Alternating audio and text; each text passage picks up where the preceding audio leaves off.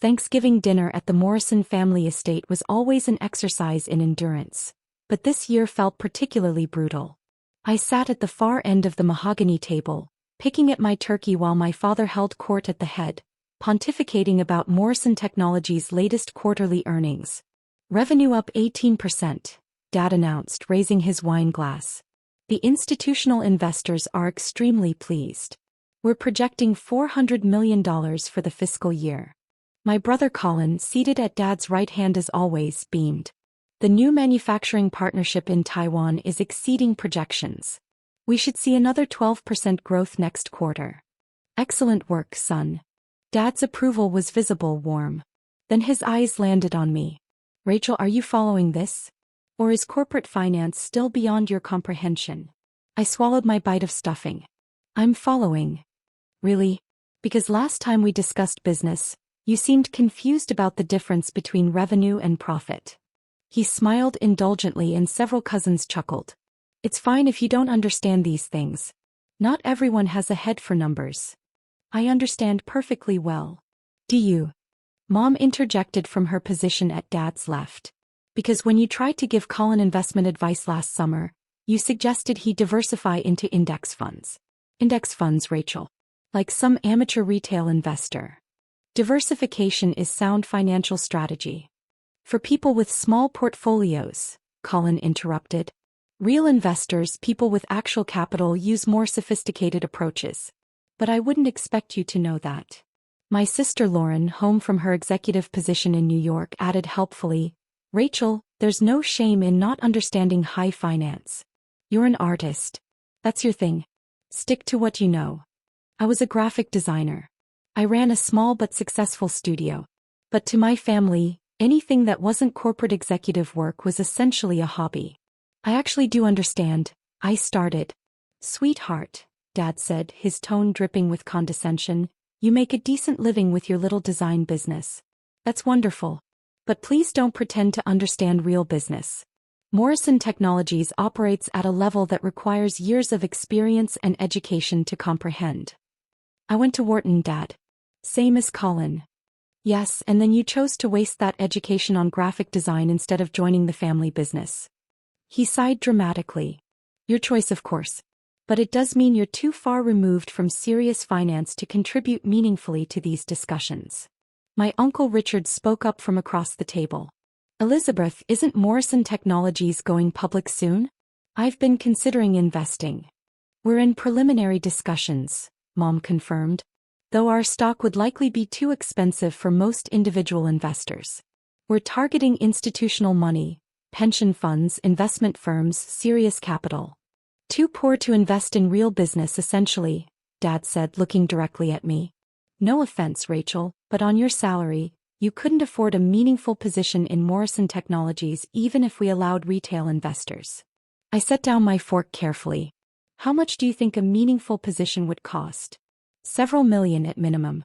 The IPO is expected to value us at $2.2 billion. To have actual influence, you'd need to acquire at least 5 to 10% of outstanding shares. He chuckled. So unless your design clients are paying you dramatically more than I think, you're priced out. Colin grinned. Don't feel bad, sis. Most people are priced out. That's kind of the point. We want shareholders who understand what they're investing in. I took a sip of water and said nothing. Lauren leaned forward. Rachel, honest question. Do you even understand what Morrison Technologies does? Like specifically? You manufacture specialized microprocessors for industrial applications. See, that's what I mean. That's the surface-level explanation. The real business is far more complex. Licensing agreements, patent portfolios, supply chain optimization, strategic partnerships across 3 continents. She smiled sympathetically. It's okay to not grasp it all. Most people don't. I grasp it fine. Then explain our Taiwan partnership's value proposition, Colin challenged. I could have. I'd read their quarterly filings, analyzed their supply chain, and understood their competitive positioning better than Colin likely did. But I'd learned years ago that proving my knowledge to this family was pointless. They'd already decided I was the unsuccessful daughter, the one who'd squandered her potential. So instead I said, pass the cranberry sauce, please.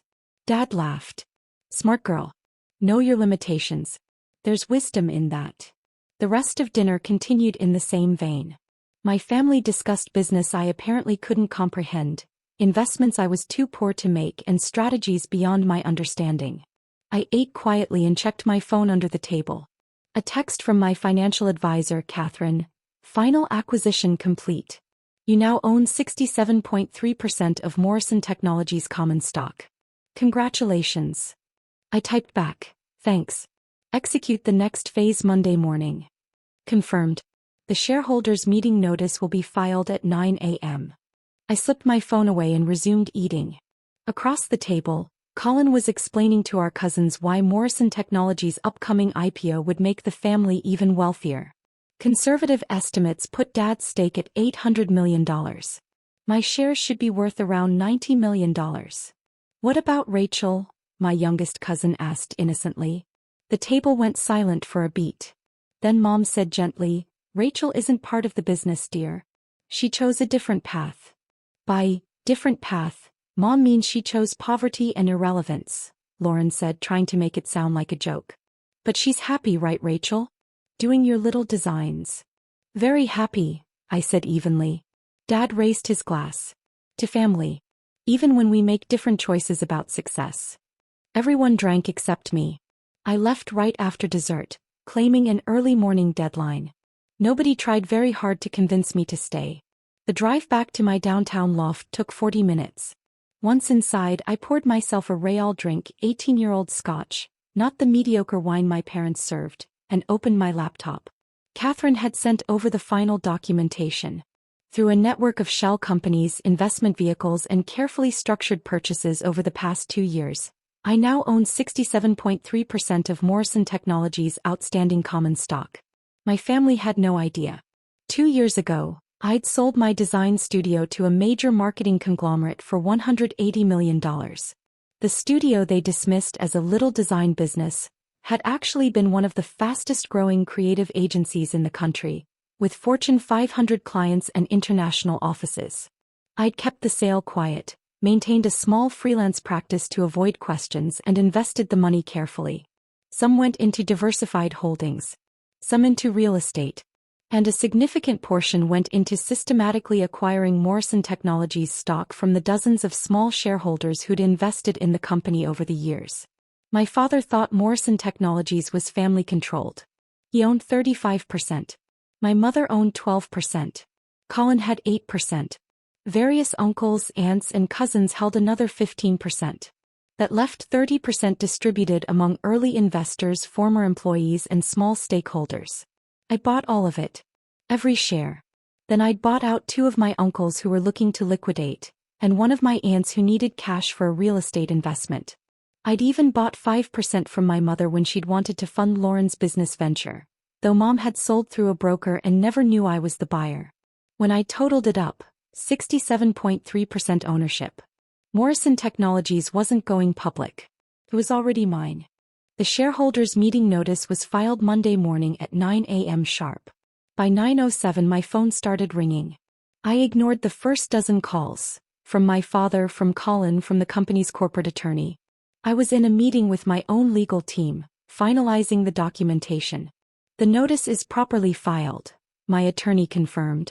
As majority shareholder, you have the right to call a special meeting and propose any agenda items you want, including board dissolution. How quickly can we execute? The meeting must be held within 30 days of notice. I'd recommend 2 weeks, enough time for proper procedure, not so much that they can mount an effective defense. 2 weeks. Perfect. My phone buzzed again. A text from Colin. What the hell is this? Who is Meridian Holdings Group? Dad is losing his mind. Meridian Holdings Group was one of my primary investment vehicles. I didn't respond. Another text, this time from Lauren. Rachel, do you know anything about a hostile takeover attempt on Morrison Tech? Dad's freaking out. I turned off my phone. The next 2 weeks were chaos, though I observed it from a distance. Catherine kept me updated on the family's increasingly frantic attempts to identify the mysterious majority shareholder who'd seemingly appeared from nowhere. They hired investigators, reviewed shareholder records, and tried to trace the ownership through the maze of legal entities. They never suspected me. Why would they? I was too poor to understand finance, too removed from real business to be a threat. The corporate attorney, who I'd be replacing after the board dissolution, sent certified letters requesting a meeting with the Meridian Holdings representative. I declined. My father gave interviews to business press about opportunistic investors trying to steal the family company. He positioned himself as the defender of Morrison Technologies' legacy, the guardian protecting against corporate raiders. It would have been convincing if he'd actually been the majority owner. 10 days before the shareholders' meeting, I finally answered one of my father's calls. Rachel, thank God. I've been trying to reach you for days. Have you seen the news about Morrison Technologies? I've seen it. This is a disaster. Some investment group has acquired a controlling stake. We're trying to fight it, but the legal situation is complex. I need to liquidate some assets quickly to buy shares on the open market, try to counter their position. He paused. I know we don't usually discuss finances with you, but do you have any savings? Anything you could invest in the company? We need all the friendly shareholders we can get. How much would you need? Any amount helps. Even $50,000 or $100,000 would show family solidarity. We could give you shares at a discount, make it worth your while. I don't have that kind of liquid capital, Dad. I'm just a designer, remember? Too poor to invest in real business. Rachel, this isn't the time for... He stopped himself. Look, I'm sorry if we've been dismissive of your career. You're successful in your own way. But this is a crisis. The family company is under attack. What exactly is being attacked? Your control. Our legacy. Everything your grandfather built. This company has been in the Morrison family for 40 years. We can't let some faceless corporation take it over. Why not? If they paid fair market value for the shares, didn't they earn the ownership? That's not how it works. You don't understand. He caught himself again. Please. If you have any money at all, any investments you can liquidate, we need it now. I'll pay you back double after we resolve this. I'll think about it. Rachel. I hung up. The shareholders' meeting was scheduled for a Wednesday morning at the Morrison Technologies headquarters. I arrived 30 minutes early, dressed in a sharp navy suit I'd purchased specifically for the occasion. The receptionist looked confused when I walked in. Ms. Morrison? Are you here for the meeting? I don't have you on the attendee list. I'm representing Meridian Holdings Group. Her eyes widened. Oh. I'll let them know you're here. I waited in the lobby, watching through the glass walls as the conference room filled with confused-looking board members. My father stood at the head of the table looking older than I remembered, his face drawn with stress. Colin sat beside him, frantically typing on his laptop. Mom was there too, along with several uncles, the corporate attorney, and a few executives I recognized from company photos. At exactly 10 a.m. I walked into the conference room. My father glanced up, annoyed. Rachel, this is a closed shareholders meeting. You need to... He stopped mid-sentence as recognition hit. What are you doing here? I set my briefcase on the table and pulled out a folder. I'm here as the representative of Meridian Holdings Group, the majority shareholder. The room went absolutely silent. Colin found his voice first. That's not funny, Rachel. It's not a joke. I slid the folder across the table to the corporate attorney. Complete documentation of share ownership. As you'll see, Meridian Holdings Group, along with associated entities, owns 67.3% of Morrison Technologies common stock. I control those entities. The attorney opened the folder, his face going pale as he reviewed the documents. This appears to be legitimate. It is legitimate, I confirmed. I've been acquiring shares for 2 years. Small purchases, structured through multiple investment vehicles to avoid triggering disclosure requirements until I'd secured majority control. My father's face had gone from confused to red. That's impossible. You don't have that kind of money. Where would you even? I sold my design studio 2 years ago. For $180 million. I've been investing the proceeds strategically. You sold, what? Mom's voice was faint. Your little design business was worth $180 million? It wasn't a little business. It was a highly successful agency with international operations and Fortune 500 clients. But you never asked about it beyond the condescending questions, so you never learned the details. Lauren shook her head. This is insane. Even if you sold a company for that much, you'd have spent it by now. Nobody just sits on that kind of cash. I didn't sit on it. I invested it. Index funds, real estate, emerging markets, and a controlling stake in Morrison Technologies. I looked at Colin. You know, the kind of diversification strategy you mocked me for suggesting. It works quite well. The corporate attorney was still reviewing documents, checking them against shareholder records on his laptop. Ms. Morrison, this ownership appears to be legitimate, but there are procedures for these kinds of transitions. You can't just. Actually, I can. As majority shareholder, I've called this meeting to propose immediate dissolution of the current board and appointment of a new board of directors. I have sufficient votes to pass this measure unilaterally. This is a hostile takeover, my father shouted, of your own family's company. This is a legitimate exercise of shareholder rights in a company where I own more than 2/3 of outstanding shares. I kept my voice calm. You've spent years telling me I don't understand business. Let me demonstrate how well I understand it. Rachel, please. Mom's voice shook. This is your father's legacy. Your grandfather's company. You can't destroy it. I'm not destroying anything. I'm restructuring ownership and management to reflect actual shareholder interests. Which, since I'm the majority shareholder, means my interests. Colin leaned forward. What do you want? Money? You want us to buy back the shares? Name your price. I don't want money. I have plenty of money. What I want is control of a company that I now legally own the majority of. You can't run this company, my father said, his voice desperate. You don't know the industry, the technology, the partnerships. You'd run it into the ground. I don't plan to run it personally.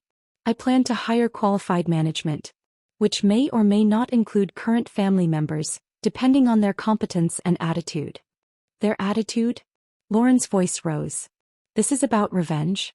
Because we hurt your feelings at Thanksgiving. This is about business. The same business you've spent my entire adult life telling me I'm too stupid and too poor to understand. I opened my briefcase and pulled out more documents. I've conducted a thorough analysis of Morrison Technologies operations. Your Taiwan partnership that Colin is so proud of? It's overpriced and underperforming. We could get better terms elsewhere. Your patent portfolio is strong, but you're underutilizing it. There are licensing opportunities you're not pursuing. And your executive compensation is absurdly high relative to company performance. The room stared at me. So here's what's going to happen, I continued. The board will be dissolved. I'll appoint a new board with independent directors who actually understand corporate governance.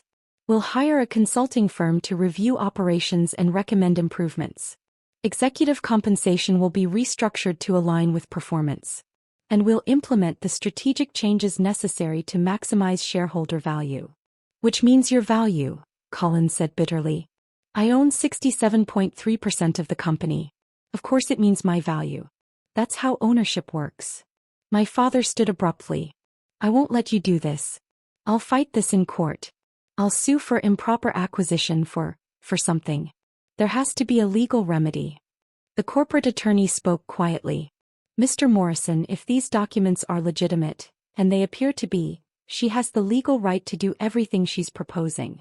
Majority shareholders have significant authority in private companies. Then we'll go public. We'll dilute her shares by issuing new stock to institutional investors. You can't go public without board approval, I pointed out.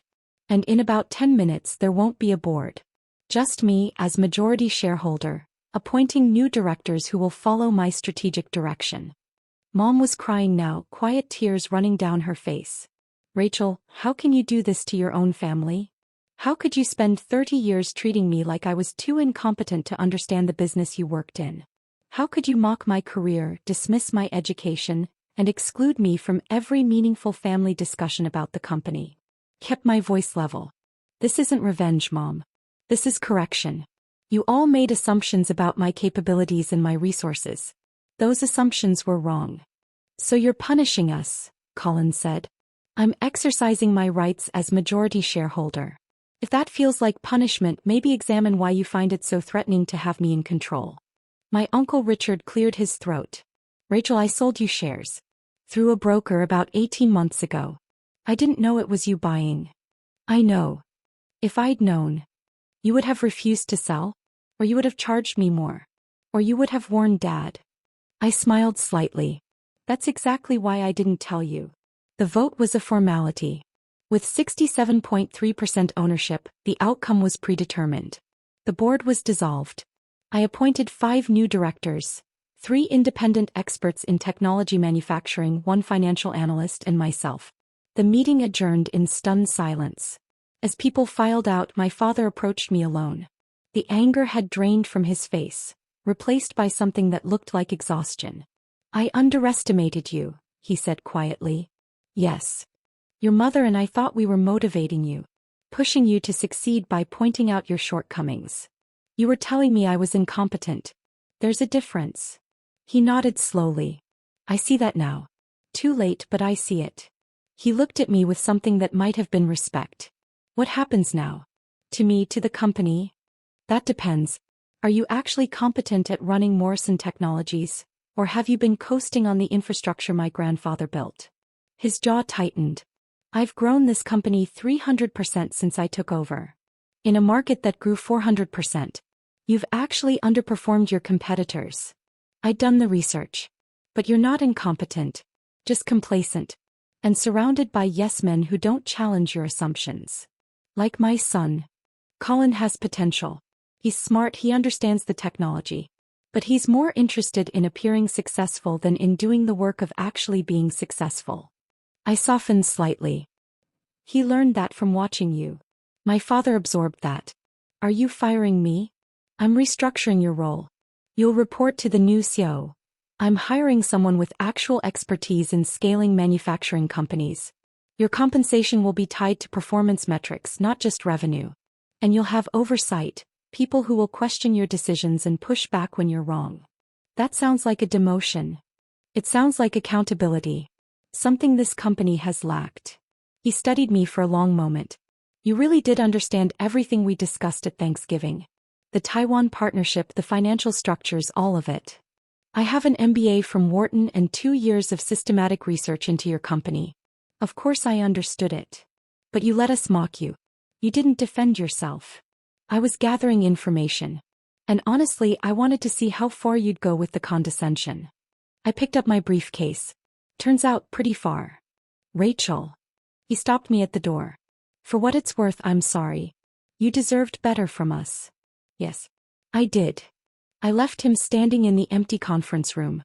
The next few months were intense.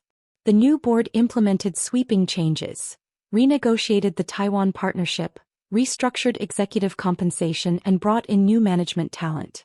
Colin was demoted from VP to director level, where he could learn the business without being in charge of it. Lauren, who'd been angling for a position at Morrison Technologies, was politely informed that all hiring decisions now went through HR and required demonstrated qualifications. My father adapted better than I expected. With actual oversight and accountability, he became more focused, more strategic. He'd been coasting for years, but given proper motivation, he was still capable. The company's performance improved. Within 6 months, we'd increased efficiency by 14% and secured 3 new major contracts. The institutional investors my father had courted for the IPO were now approaching us for private equity positions, which we considered selectively. Thanksgiving rolled around again. The invitation to the family dinner arrived via email from my mother. I almost declined, but curiosity won out.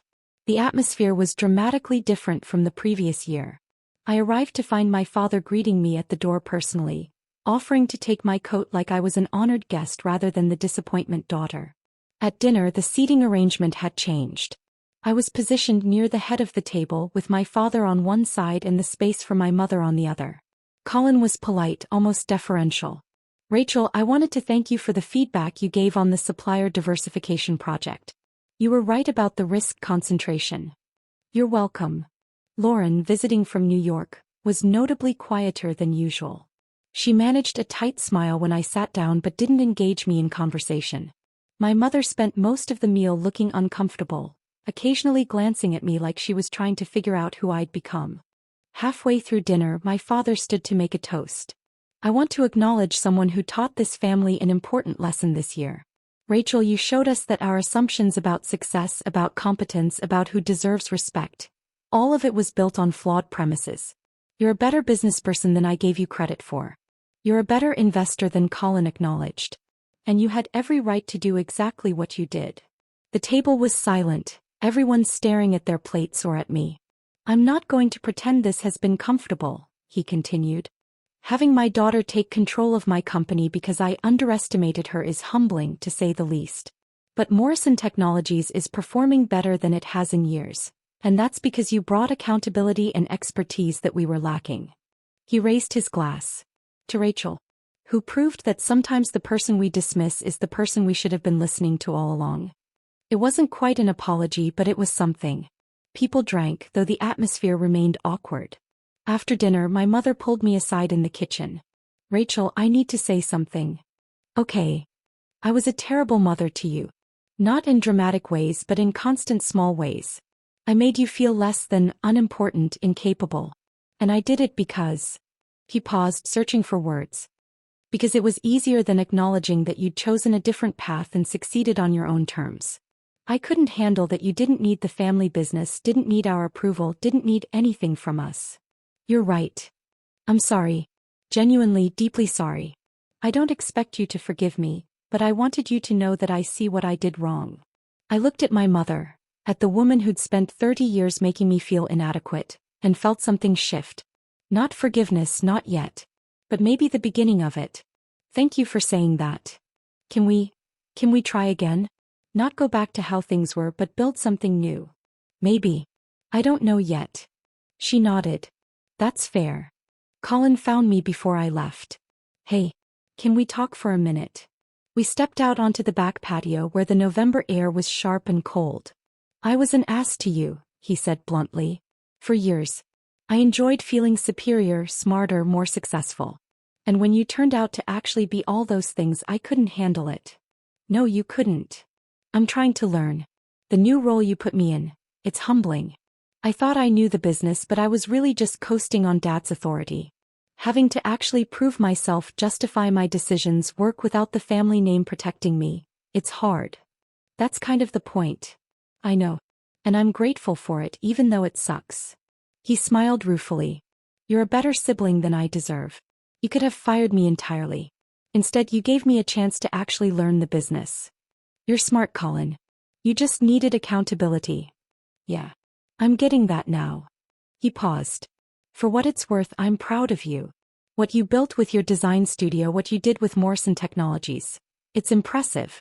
I should have said that years ago. Yes. You should have. I drove home that night feeling lighter than I had in years. The family wasn't fixed. Years of dysfunction don't resolve in one dinner. But something had shifted. They'd been forced to see me clearly, and while the process had been painful for everyone, it had been necessary. Morrison Technologies thrived under the new management structure. Within 2 years, we doubled revenue and secured our position as one of the leading specialized processor manufacturers in North America. The stock I'd acquired for roughly $340 million was now worth over $800 million. My father remained CEO, but he'd evolved into a better leader. More collaborative, more willing to admit mistakes, more focused on sustainable growth than ego. Colin had developed into a genuinely competent executive, learning from his demotions and becoming more thoughtful in his approach. Lauren eventually joined the company in a marketing role, where she actually excelled once she stopped trying to trade on the family name. I maintained my majority ownership, attended board meetings, and provided strategic direction. But I also returned to design work, launching a new boutique studio that focused on work I found meaningful rather than profitable. The family still had dinners. The dynamics were different now. More honest, less performative. We'd never be the warm, supportive family I'd wished for as a kid, but we'd become something more real. At one dinner, my youngest cousin asked me, Rachel, is it true you bought most of Grandpa's company without anyone knowing? It's true. Why? Because everyone assumed I couldn't. And I wanted to prove them wrong. My father, overhearing, added quietly, and she did. Quite conclusively. The family that had mocked me for being too poor to invest in real business, that had dismissed my understanding of finance, that had treated me like an incompetent child, they'd learned a hard lesson about assumptions. I'd learned something too, that respect earned through demonstrated competence is more valuable than respect given automatically through family ties. The shareholders' meeting notice that had arrived that Monday morning hadn't just dissolved a board. It had dissolved years of false assumptions, dismissive treatment and underestimation. And it had established a new truth, that the daughter they'd dismissed as too poor and too ignorant to understand their business had understood it better than any of them. She just hadn't needed their permission to prove it. The stock certificates worth 67.3% of Morrison Technologies sat in my safe deposit box. Physical proof of a lesson my family would never forget. Sometimes the best revenge isn't revenge at all. Sometimes it's just success, demonstrated so thoroughly that no one can dismiss it. And sometimes, the person eating silently at the end of the Thanksgiving table is actually the one who owns it.